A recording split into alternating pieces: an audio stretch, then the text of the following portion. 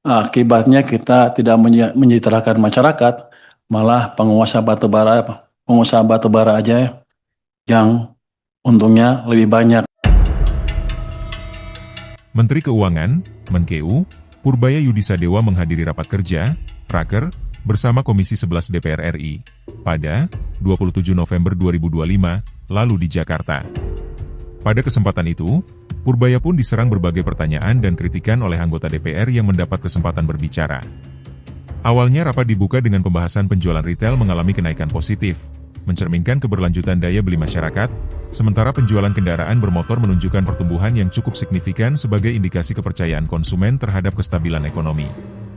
Salah satu faktor yang turut mendorong optimisme masyarakat adalah kebijakan fiskal dan moneter yang dijalankan oleh pemerintah.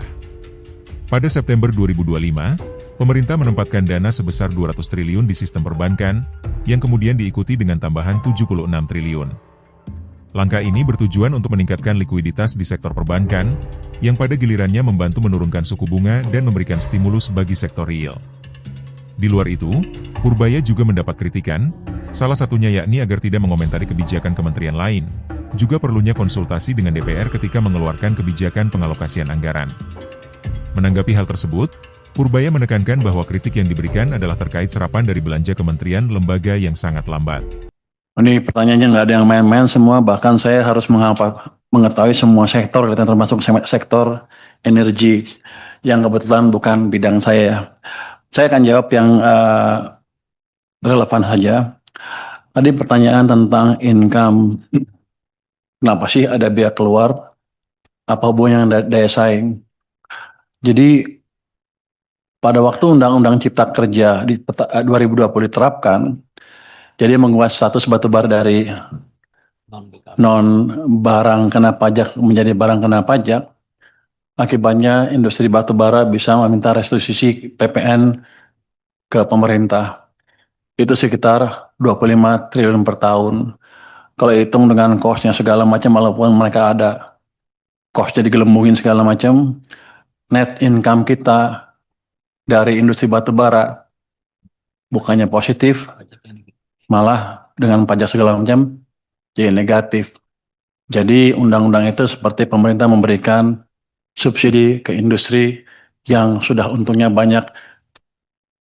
Jadi balik ke Undang-Undang Dasar 45 Pasal 33, akibatnya kita tidak menyejahterakan masyarakat, malah pengusaha batubara aja yang untungnya lebih banyak. Makanya kenapa pajak saya tahun ini turun, karena bayar restitusi cukup besar.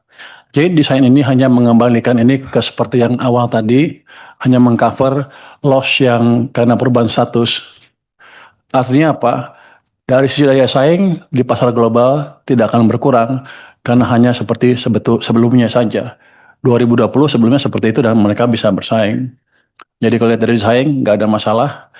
Dari anggaran ya kita bebannya berkurang dari industri batubara. Jadi kan aneh. Ini orang kaya semua, ekspor uang untungnya banyak, saya subsidi kira-kira secara nggak langsung. Jadi itu sebetulnya utamanya filosofi di balik peraturan ini. Kalau ya nggak bisa lah, mereka udah untung banyak masa kita subsidi juga. Itu saya pikir ya. Dari pertanyaan Pak Hari segala macam itu amat eh, akurat sekali. Untuk hilirisasi, kan ada beberapa usaha hilirisasi dari eh, industri batu bara dulu sempat DME, dimethyl ether. Cuman karena kebijakannya nggak mendukung di pemerintah, nggak tahu sebelah mana, proyeknya gagal semua tuh. PTBA gagal, terus ada perusahaan dari Amerika Aero apa gitu. Ahli di metil ini terbesar di Amerika, udah siap investasi, nggak bisa jalan karena emang saya nggak tahu di mana salahnya. Waktu itu emang semangat untuk hilirisasinya tidak betul-betul dijalankan dengan baik. Ke depan dengan adanya ini, kalau ada lagi perusahaan itu masuk lagi, saya akan pastikan mereka dapat insentif yang pas kalau perlu, sehingga mereka bisa betul-betul investasi di sini. Orang kita selalu bilang itu merugikan, itu merugikan, itu merugikan. Saya nggak tahu yang Yang bergerak siapa, industri batu baranya atau konsumen dalam negeri, saya nggak tahu. Tapi basically minat ke sana selalu ada dan kita selalu mempersulit. Nanti kita Kementerian Perekonomian sudah melaunching tim debottlenecking di sana kan, Satgas debottlenecking. Saya pikir ke depan hal-hal seperti itu nggak akan terulang lagi.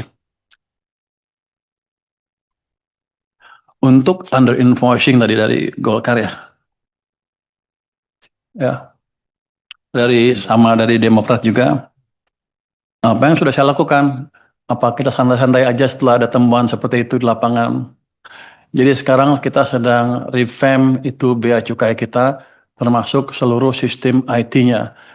Kita punya Simbara yang terdiri dari berbagai komponen kan, dari ESDM ada sistemnya, dari bea cukai, dari pajak ada sistemnya semua. Cuman sekarang ngakunya terintegrasi, tapi belum terintegrasi betul.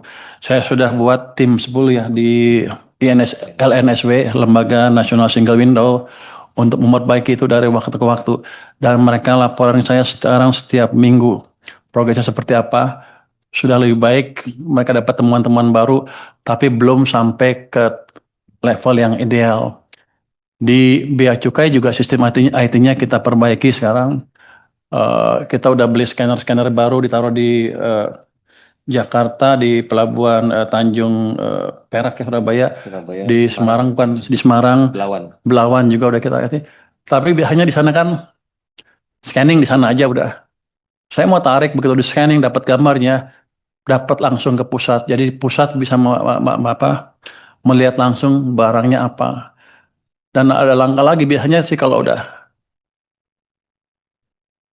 dideteksi di lapangan, ditanya harganya berapa, apa pas nggak harganya segala macam, biasanya di lokasinya di sana di tempatnya di Tanjung Perak atau di Semarang atau di Belawan. Sekarang kita akan tarik ke Jakarta, di mana yang memutuskan hanya Jakarta, sehingga daerah nggak bisa main-main lagi. Itu sistemnya sedang kita kembangkan. Mungkin Maret tahun depan sudah berjalan dengan penuh.